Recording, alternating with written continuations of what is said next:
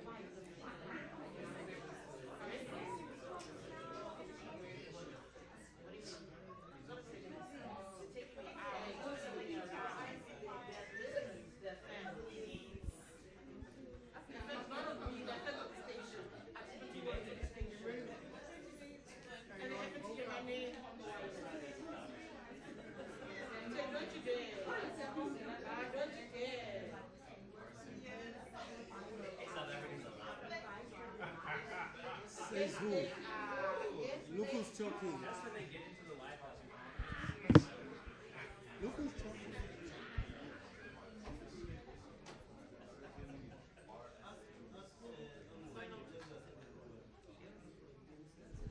Okay, ladies and gentlemen, may I please ask you to kindly take your seats. The president is on his way. We will be commencing with our media engagement shortly. Thank you very much.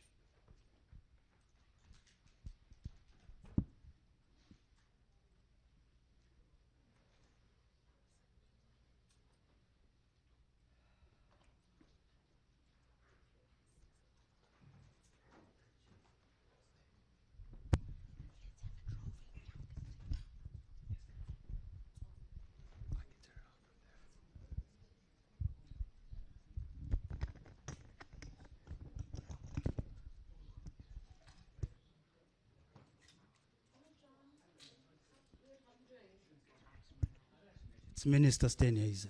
It's not John. No. It's Minister Steenhuisen. It's Minister Steenhuisen, the Honorable Minister Steenhuisen.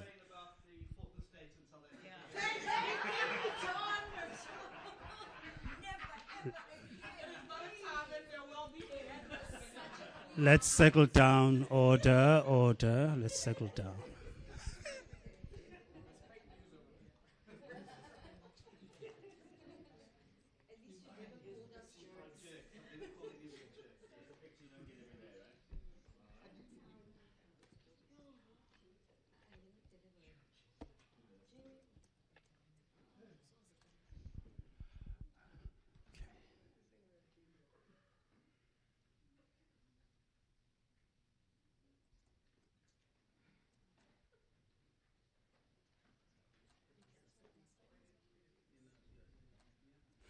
May we all rise to welcome the President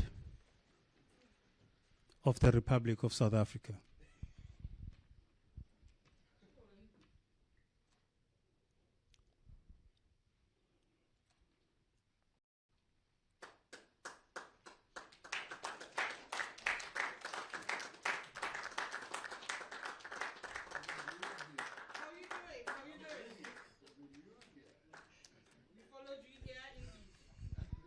Thank you very much. You may be seated.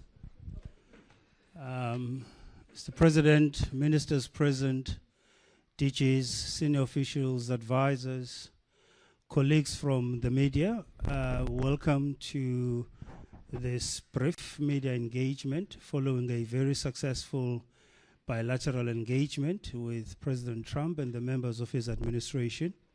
We will commence with a summation from the President of his impressions, particularly what transpired behind closed doors. I hear the food was good, but I will allow the President to elaborate, and thereafter we'll open the floor to questions with a standard format where we first introduce ourselves and we fire off our questions. Mr. President, I would like to invite you to the podium, please, sir. Oh, you want me to go Yes, there? sir. Thank you. Okay. Oopsie. So I use this one? Yes, sir. Okay, cool. Stick it in the pocket. Should I? Okay, Fits. it does. Well, thank you very much, Vincent. I wouldn't have expected you all to be here. You were there watching everything as it unfolded. And some of you were like getting into the scrum, egging everything on, and asking inappropriate questions. Oh, some of you, yes. But thank you very much for being here. I was really pleased to have a very good delegation.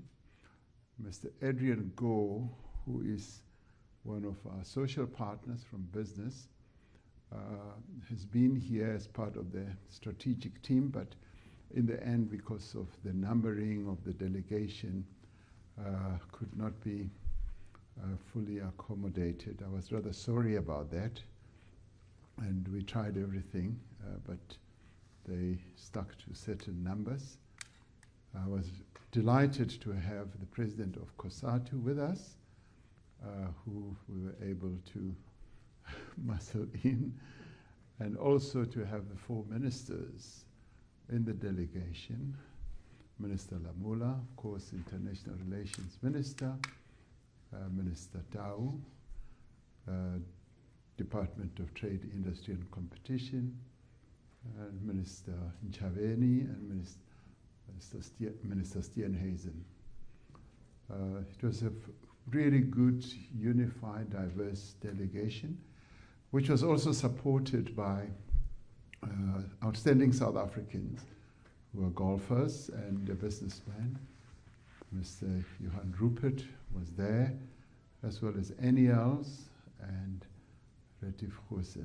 And President Trump, knowing them and having various relationships with them, regards them as great South Africans who he had also wanted to see and to have to participate in this, if you like, bilateral So in the end, we had a really good bilateral, although a number of issues came up, which you will all have observed. And we were able to have a robust engagement with Mr. Trump in your presence, and it was also good to have a number of members of the delegation to field a number of either questions or make comments. So that, in my view, was really good, and also to respond to some of your South African questions.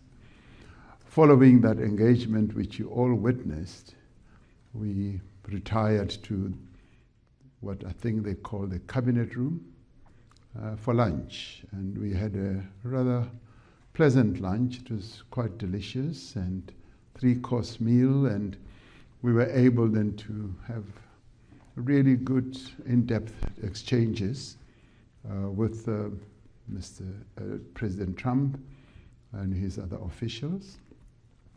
The discussions revolved, of course, around golf, but they also revolved around issues of trade and investment. And we were able to, in discussing all that, want to confirm that there will continue to be engagement between South Africa and the United States officials, particularly the trade and industry level, to deal with the package of issues that we had tabled that have to do with trade and investment. And if you like, Minister Tau will be able to outline some of those that are now being given serious consideration by the United States. So I was rather pleased that there's a firm agreement and undertaking that we are going to continue engaging. So there's no disengagement. For us, that was one of the key outcomes that we had wanted.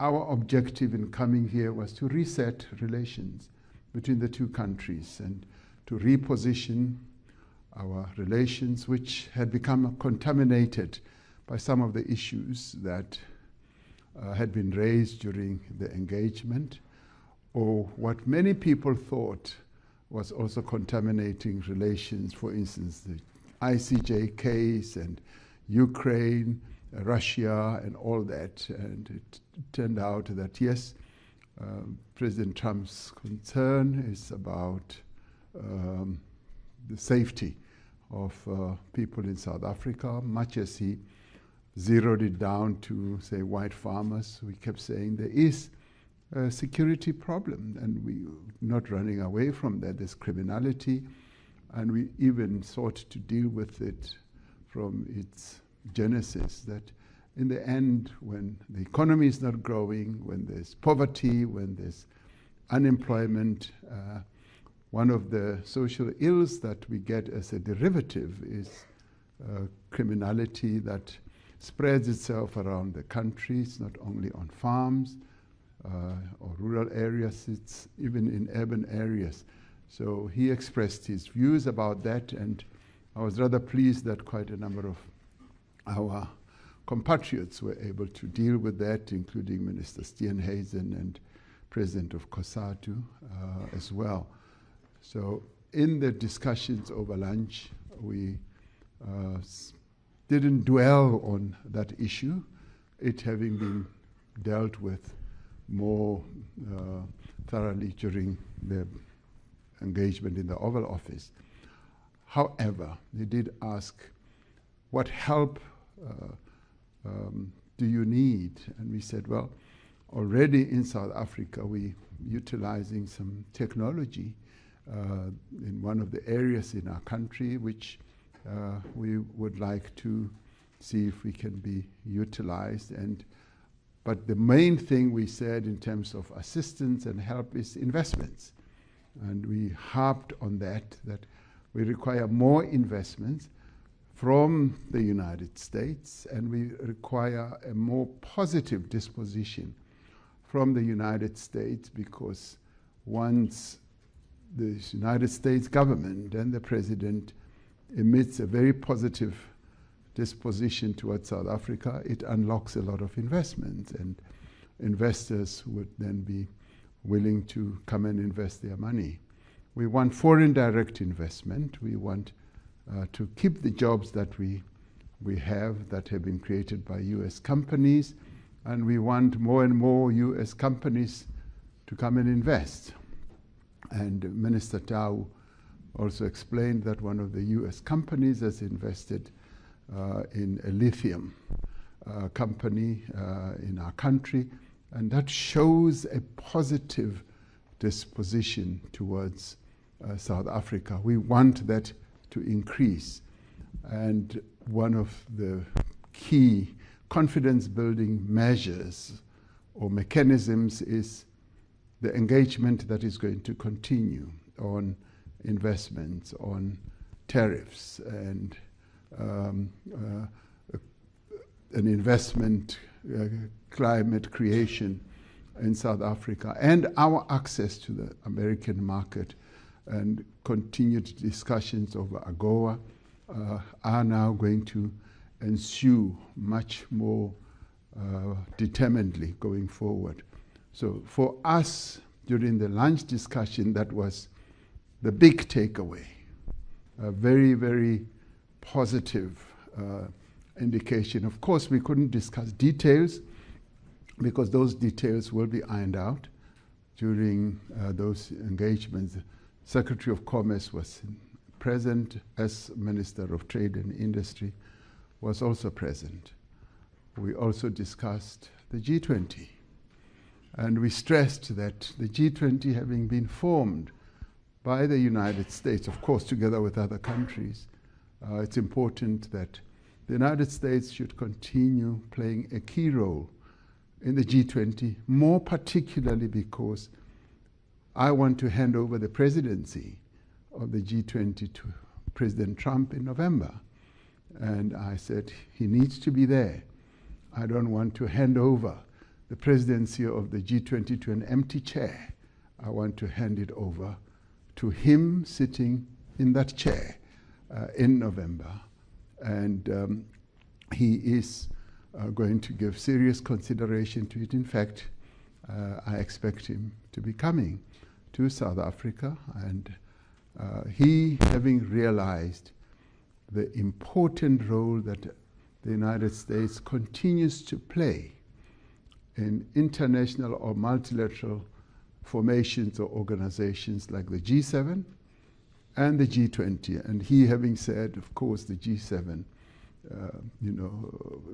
would be much more impactful with the participation of the United States, as the G20 would be more impactful in global matters with the participation of the largest economy in the world.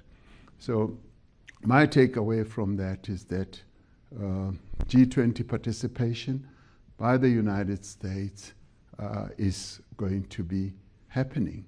So we're particularly pleased with that.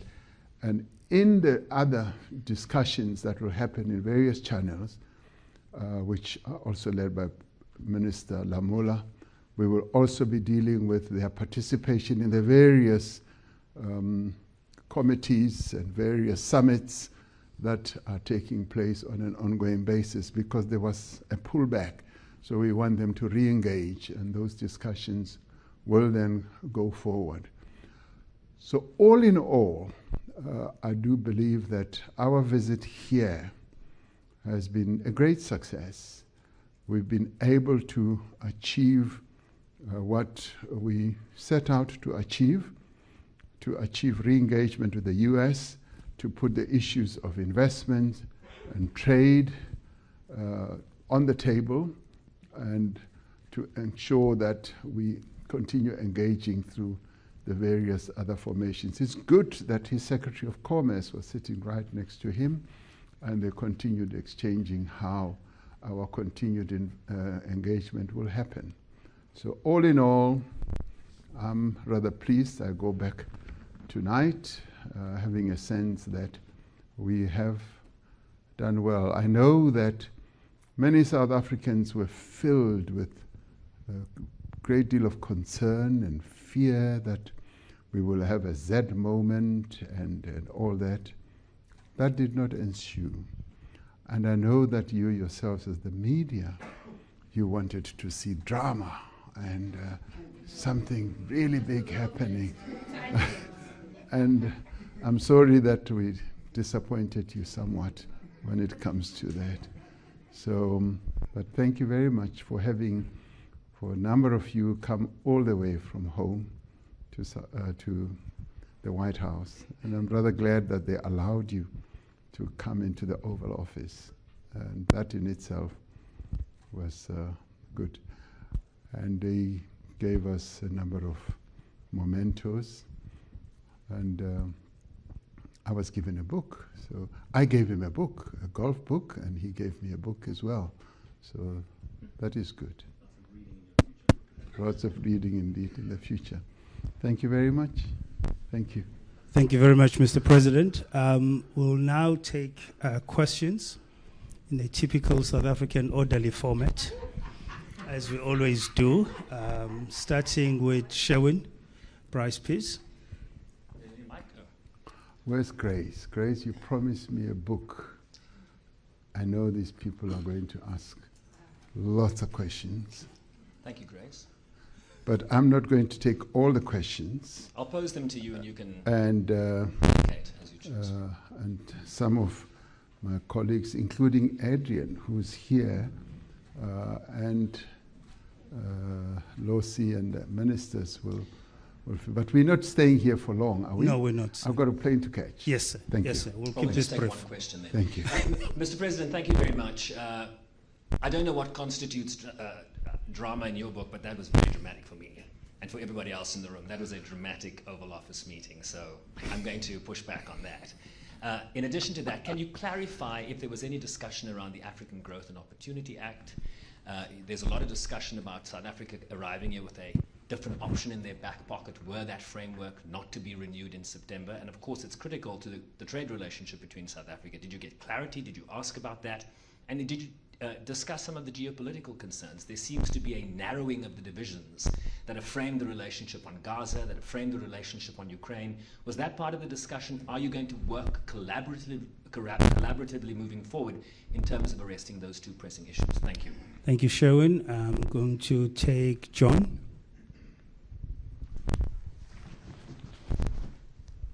Mr. President, John Eligo with the New York Times. Just two things. One, you mentioned that the U.S. president can be a great signal for investor confidence in South Africa. Obviously, what we just saw in there was not sort of a signal of investor confidence, what we saw from Trump in the public sphere. So how do you suppose going forward that you all will get to a place where you can see President Trump expressing something that would show investor confidence? And then the second one, when he was playing the video and talking about the white genocide. At one point he brought up apartheid and saying, I know that was bad, but no one's looking at this. You are someone who was fighting against that system. You lived through that system of apartheid. You had to endure it as a black South African.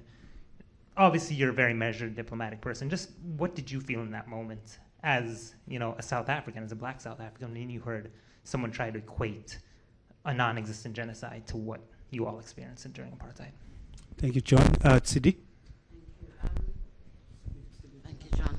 Ooh, finally, I get picked to ask a question. I like the Oval. Tsidi Madia from Eyewitness News. Mr. President, just two quick questions. What of the region? I think Sherwin asked you now about AGOA, and we know what the greater benefit is for AGOA. But if South Africa was coming in, and some of the ministers have said it, with an alternative deal in mind about South African interest, one has to worry about the rest of the region and the impact thereof. You can't prosper alone in Africa. We are seeing that. So conversations around the region and the rest of the continent. And then the golfers' presence in the Oval. If maybe I can just get a bit of a better understanding. From what I'm hearing and understand, they were not at the behest of South Africa's government. You spoke now about how Mr. Gore was left outside, in part because of the issue around the numbers. Can we understand their presence there and even the messaging? A lot of South Africans reacting to the message and saying, could there not have been a better briefing about what needs to be said? Thank you. Mr. President, we'll just take those three for now. Thank you. Yes, the issue of AGOA, did come up, and it's going to be further discussed, as I said, in the engagements that we're going to have. The Secretary of Commerce and our Minister of Trade and Industry and Competition are going to be able to take those discussions forward, including some of our proposals, which proposals, by the way, do incorporate the issue of AGOA, because we would like to see ourselves continuing in AGOA, and continuing in AGOA really is about prospering our continent. They even said that there are 32 countries from Africa that participate in AGOA from the mouth of the Secretary of Commerce, and that is so. So it is top of mind for them as well. So we want to continue with those discussions. And it sort of dovetails with the question that CD asked about if we were to do a separate deal with the United States, would that not amount to South Africa prospering alone? No. We always want the entire continent to prosper. And we always take into account that what we do should also include advancing the interests of our sister countries on the continent. And when we do settle down to talk about, for instance, tariffs, we are part of this Southern African Customs Union. So we will be talking about tariffs in that broader context, which means that we will not be looking at ourselves alone. We'll be looking at the interests of our sister countries in the sub-region, if you like, which is SACU, but we will also be looking after the interests and advancing arguments to prosper the interests of our sister countries on the continent. We are by far the largest economy, and depends on at what time it's measured between ourselves, Nigeria and Egypt, but we are one of the three big economies, and our general orientation has always been to prosper as we prosper together with other countries. So even as we do get involved in these negotiations, we will always have an AU perspective, a SADC perspective, and a general sub-Saharan perspective as well. Sherwin asked, did we discuss geopolitical collaboration on geopolitical matters? Yes, we found that our interests do coincide in as far as peace building and peacemaking is concerned. And we did compliment President Trump in being very forward in advocating for peace in our region between Rwanda and the DRC, and also Russia and Ukraine. And we outlined precisely what our involvement has been over the years with Russia and Ukraine. And we did share that we're one of the very few countries in the world that speaks to both. We were condemned at an early stage, but I think much later people realized that the role that we play is a constructive role, because we have been able to deal with intricate issues that involve the two countries, about the children and prisoners of war. And he appreciated that, and he recognized the role that we play. And even as President Zelensky came to South Africa, he says he wanted to know where Zelensky was, and he heard that, oh, he's in South Africa. And before then, I had called, had a telephone conversation with him. Then he said, oh, I now remember he's in South Africa visiting President Ramaphosa. So the role that we play in peace-building missions and processes around the world is recognized and is known, and it was also confirmed today. John from the New York Times says about the positive disposition of President Trump, that it was not so clear. It may not have appeared that way, but the issue that he kept raising, or he raised prominently, is the issue of genocide. And when he was asked by one of you, and thank God one of you asked, whether he was convinced that there was genocide, he says, no, he's not convinced. Much as he flighted the video and all those press clippings.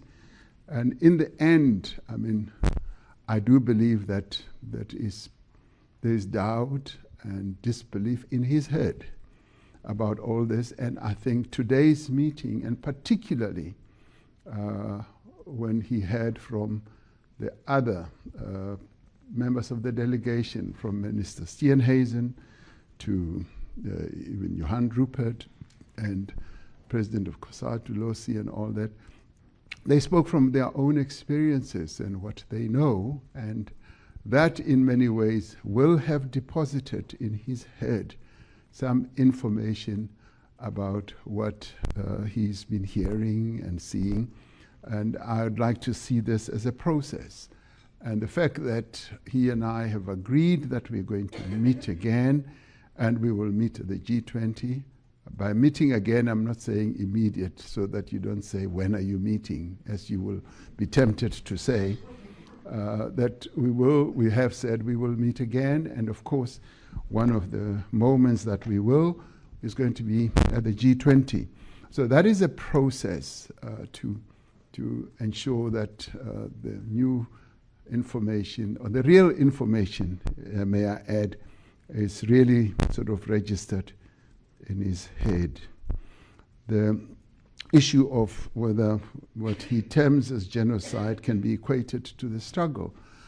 And of course it cannot, because there is just no genocide in South Africa. And of course it is an issue of how one looks at it. As they say sometimes, the shape of the mountain depends on which point or which direction you are looking at it. And in this case, we cannot equate what is alleged to be genocide to what we went through in the struggle, because people were killed because of the oppression that was taking place in our country. So you cannot equate that. The presence, as Sidi asks, of golfers in the meeting. As I think I said, right at the beginning of my input, I said, when I spoke to him, we agreed that we should meet, and he said, bring along with you Gary Player, Annie Els, and Retief Goosen, because he loves them. He's a golfer, he's an avid golfer, and he speaks about golf quite a lot, and he respects the South African icons. And he even asked, what is it about South Africa that produces such great golfers? And I said, it's the water that we drink, and I guess much more. Minister Steenhuisen said, you know, the environment, the atmosphere, and the food.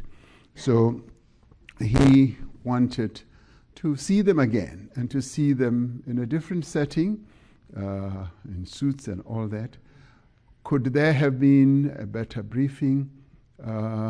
We didn't have the opportunity. Some of them just arrived today or just late last night.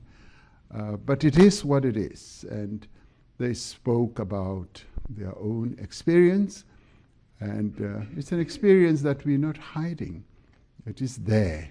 But what we did do is to present and represent our country, and we represented our country very well. Those golfers are patriotic South Africans. Any else even produced his passport, and one needs to respect that they sort of play on the global stage, but they still regard themselves as South Africans, so they are patriotic. And when they speak, as they speak about their own experience, sometimes you cannot just say you will tell things that just people want to hear. Sometimes you speak about your own experience, and that's what they did. And the way it lands is the way it lands. But in the end, I do not believe that it dilutes or detracts from the import of our message today.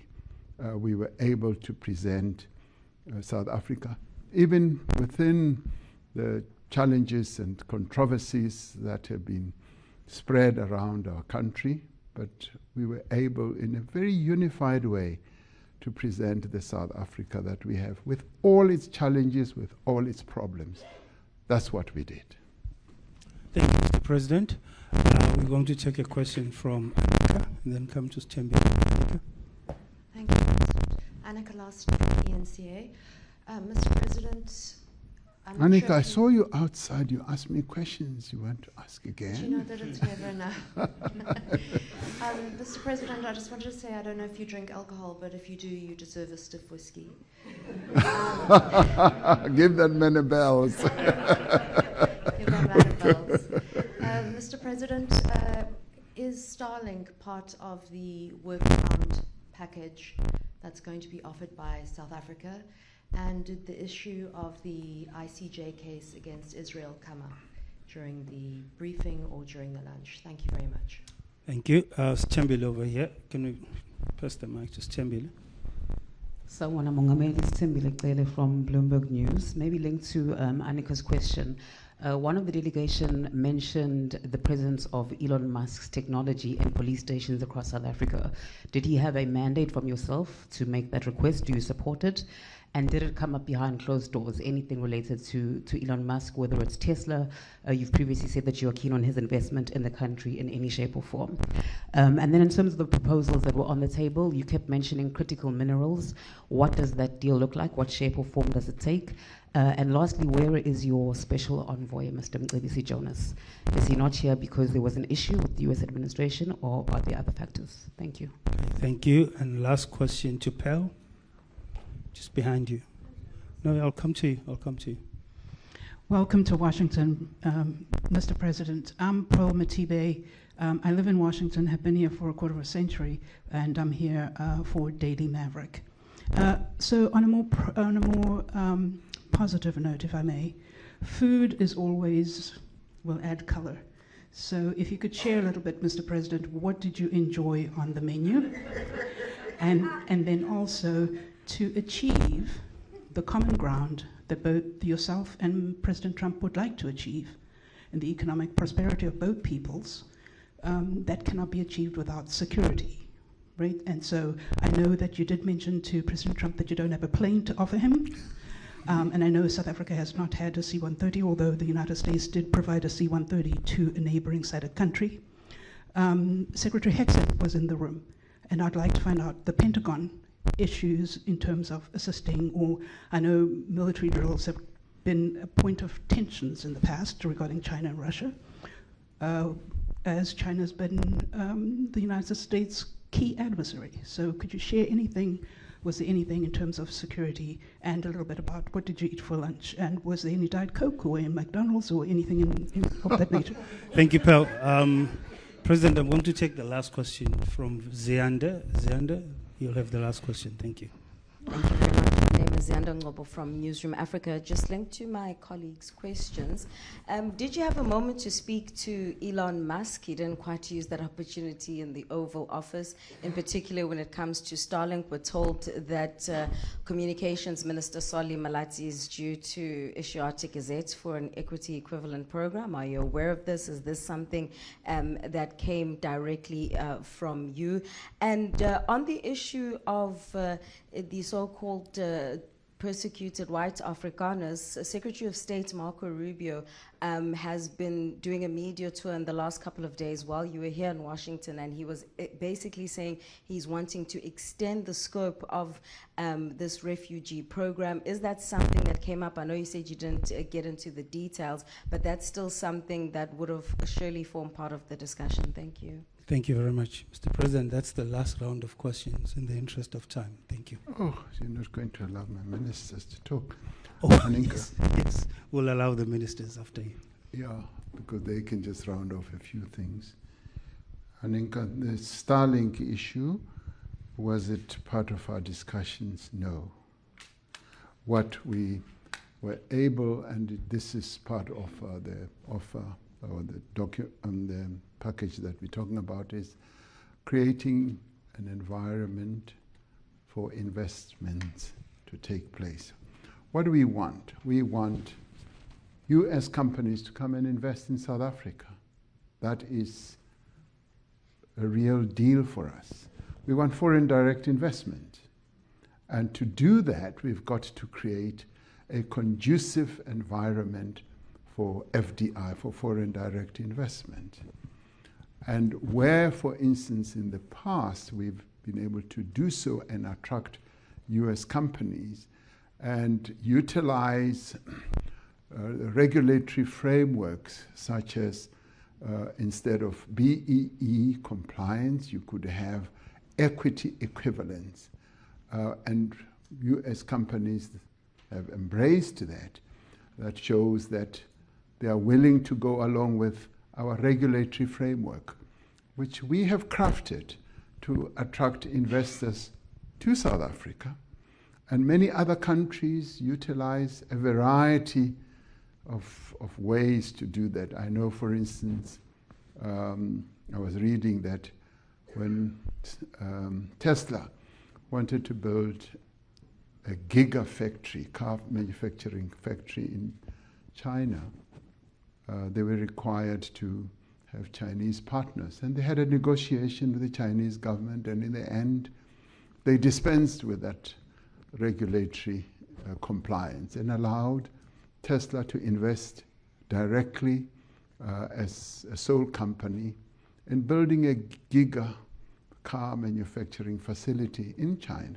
So what did the Chinese do? They crafted their own regulatory framework, and they were able to come up with a creative way of enabling an investment to take place. Because one, they wanted to bring in an investor, two, create jobs in China and all that. So similarly with us, there's nothing wrong with South Africa to have in the past crafted an equity equivalence provision that has allowed many companies, Amazon, Microsoft, Google, you name them, they have utilized that same type of dispensation. And in doing so, we want to see how best we can attract further investors in South Africa and be able to get a regulatory framework that can allow them to come and invest. And where, for instance, our regulations may be a bit inconsistent with our great intention, we look at them. And somebody asked a question about Minister of Communications. Yeah, that's you, yes. He's going to be able, in analyzing the regulations of the Communications Act, to see how best we will be able to make them consistent with what we have done in other sectors. And that falls within the realm of creating that conducive environment for us to attract investors to come into South Africa without violating our own rules and regulations, our laws, but it's part of the regulatory reform that we can say we are looking at, because our key objective is to attract investors, to make sure that we are an investable country where companies from outside South Africa can come and invest. Annika asked whether the ICJ issue came up during the lunch talk. No, it didn't come up. And we got an impression that President Trump's approach to the ICJ is that, let the process unfold, but at the same time to focus on peace building in the Middle East, precisely what we complimented him on. We said, we compliment you for the efforts that you're making. to build peace, because we as South Africa also want to be part of that process. And we want to be part of that process even between Israel and Palestine, to be able to participate in a peace-building process, so that in the end there should be peace between Israel and its neighboring countries, particularly Palestine. So the ICJ issue did not arise during the lunch. Stembile asks about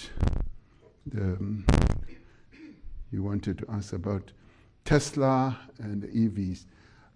Elon Musk was part of the lunch, and we didn't really, focus on the discussions in relation to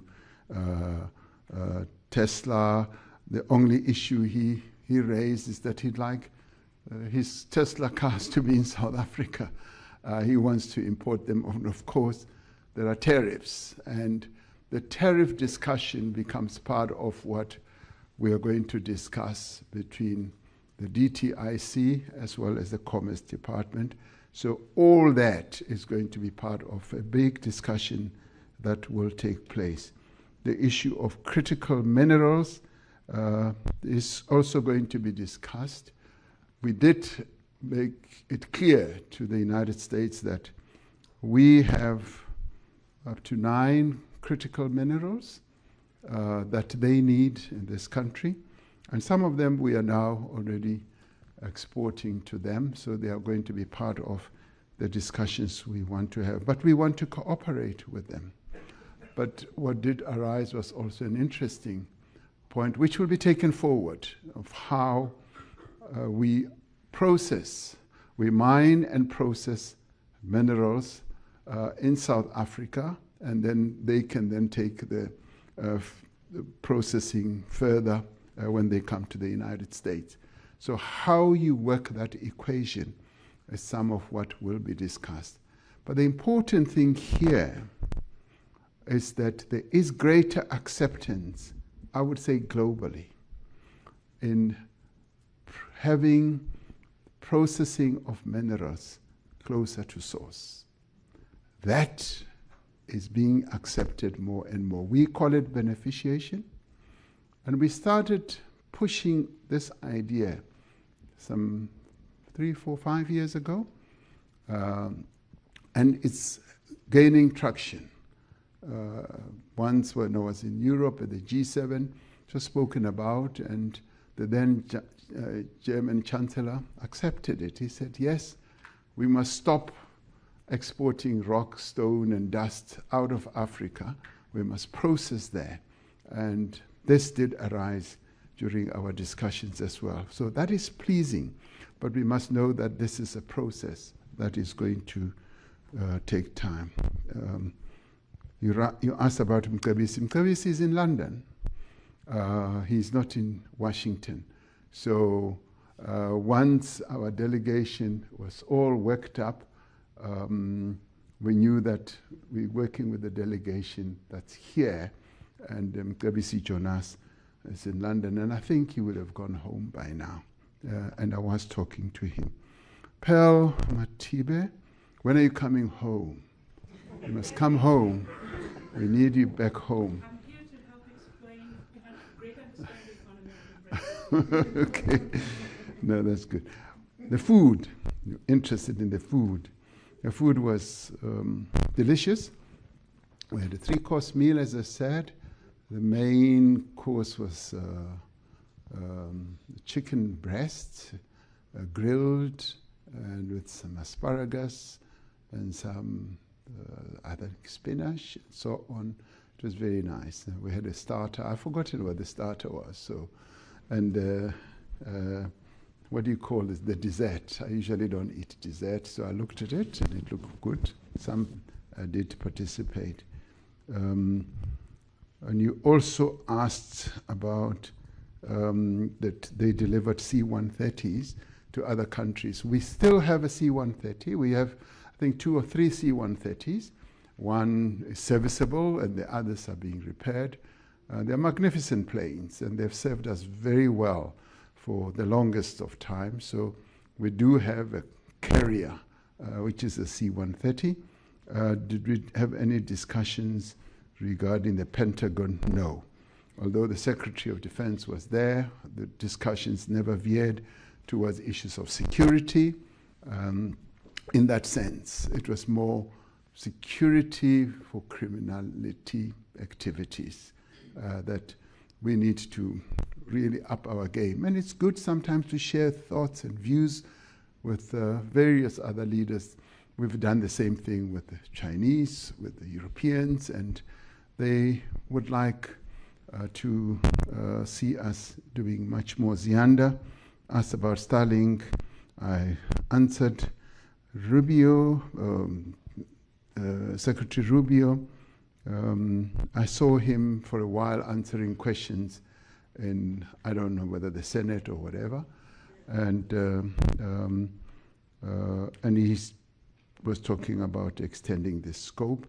And in the end, I mean, today's engagement will hopefully, when he gets the report, will be able to hear exactly what our perspective is. So I'm not that overly concerned, but I'm hoping that his engagement with Minister Lamola, following what we experienced or went through today, will be much more constructive. And we want to have a much more constructive conversation also with Secretary Rubio, as we, I think, have had with the other secretaries today. So thank you. Thank you very much, Mr. President. Can I go home now? Yes, please, Mr. President. What I would like to do, as the President takes leave of us, I would like to invite Minister Tau to come forward and give a little bit of color on the trade aspects of the discussions. Over to you, Minister.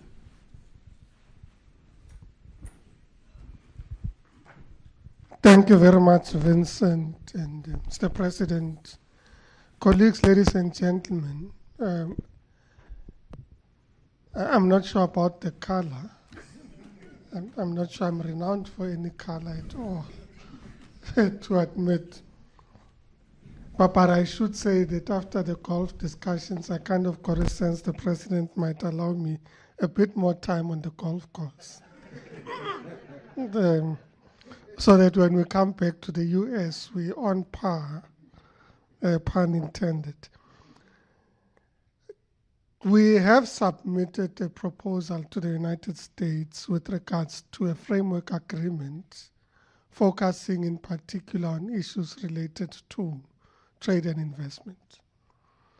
Minister Steenhuisen and I, together with our teams, met with the US trade representative on Monday. Their office gave us feedback with regards to what they think in relation to the proposal are gaps and the areas that they would want us to pursue. And I'll get back to some of the issues that we had raised. And subsequent to that, consulting with our colleagues back in the country, with other departments, SARS and so on, we're able to resubmit yesterday in the evening a revised document for consideration based on the discussions that we had with Ambassador Greer. In terms of the proposal itself, it is about an agreement on trade and investment, and it has a number of components. The first focuses in particular on trade and investments, areas in which we think there's opportunity to increase trade between ourselves. We indicated, given our impending shortage on gas or the gas cliff, appetite to procure LNG from the US, which was both in our discussions with the ambassador, but also in our discussions at the White House, positively received. And it's one of the areas that we'll be following up on.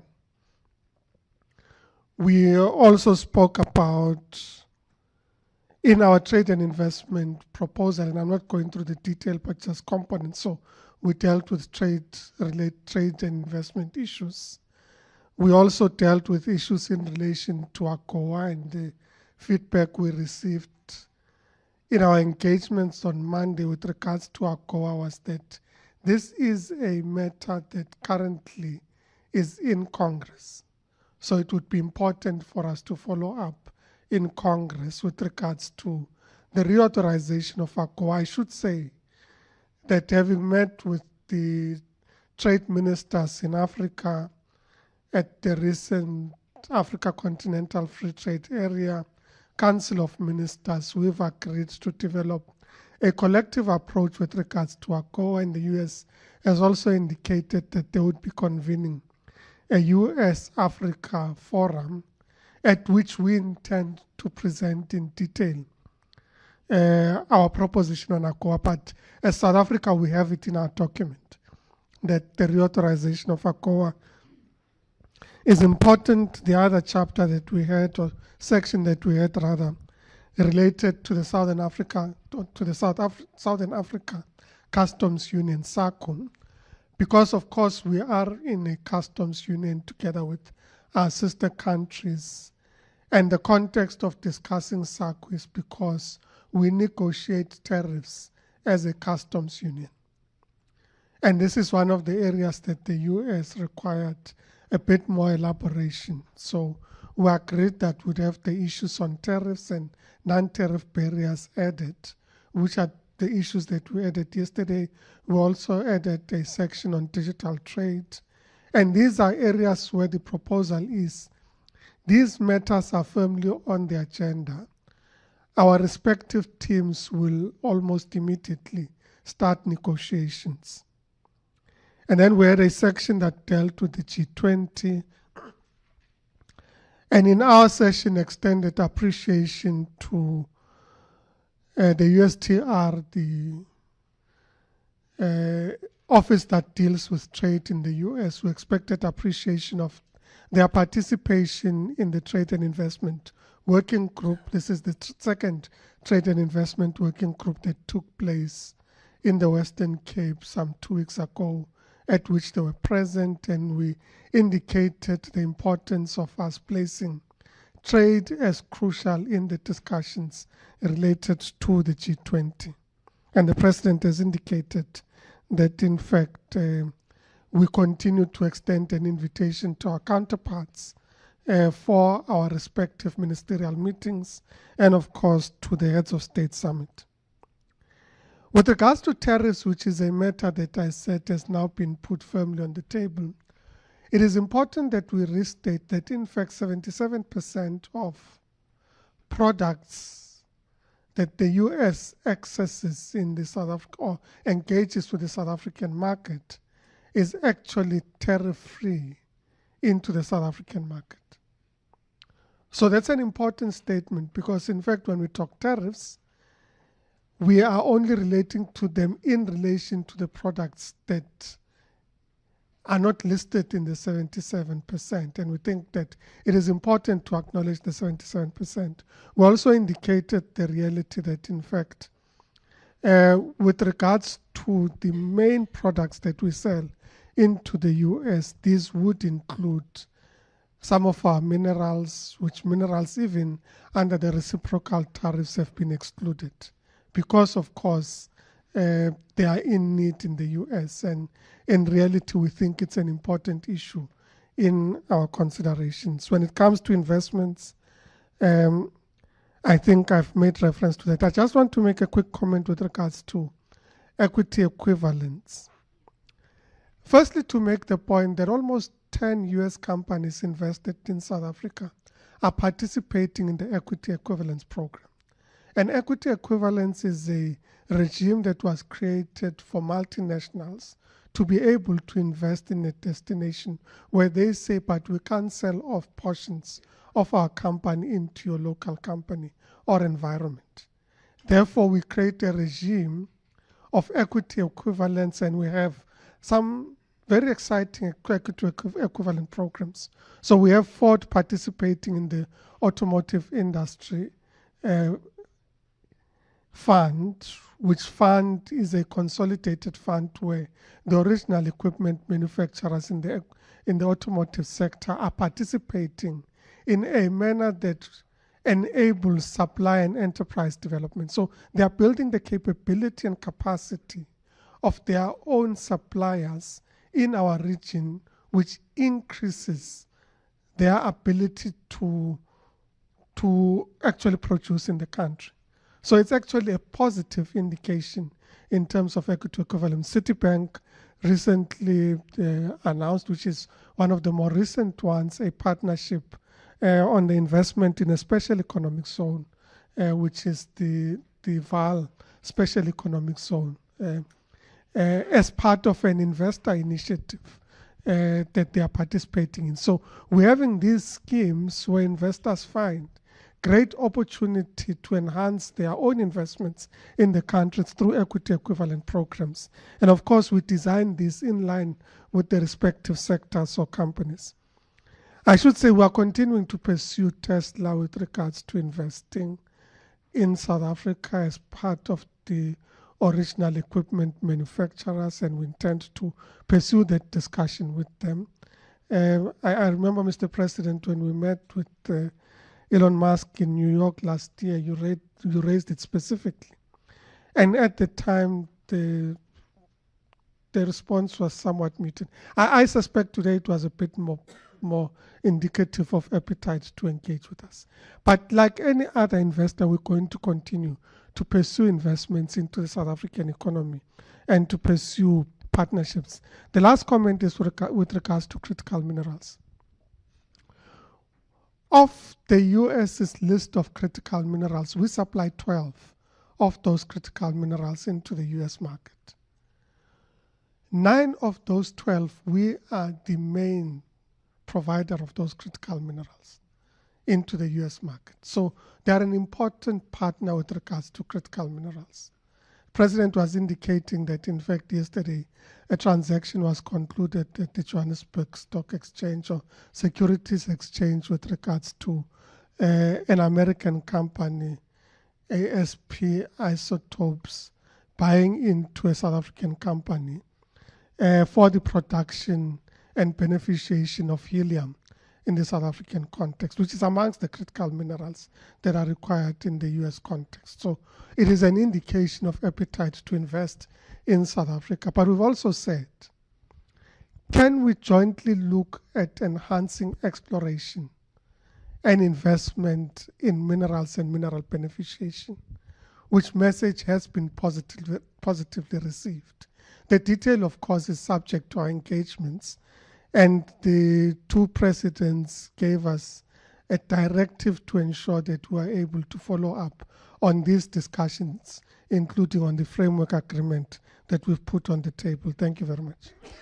Thank you very much, Minister. I think in the interest of time, President, I'm going to allow you to take leave of us and then say to colleagues, the ministers are here. You are more than welcome to continue the engagement. But thank you so much to the members of the media, and thank you, Mr. President.